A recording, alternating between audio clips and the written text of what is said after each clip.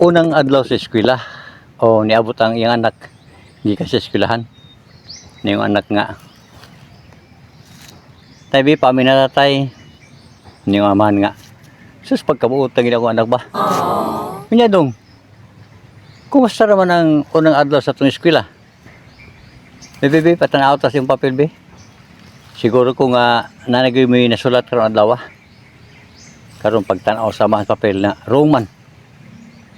Ning mga nganong naruman ka dong? Mo pa primero adlaw pag ani wrong na ka.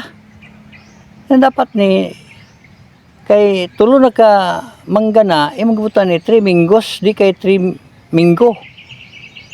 Di ka na sayop ba? Yung bata nga. Wa mo ko tuloy ini mo tay.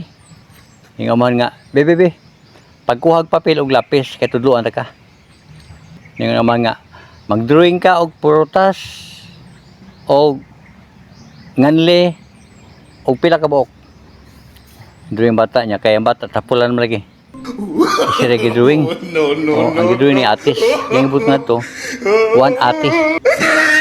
Tingnan din anak nga, tayo naratay. Yung amahan nga, be, tata. Oh, asa mang is ani? Nga, atis man ni.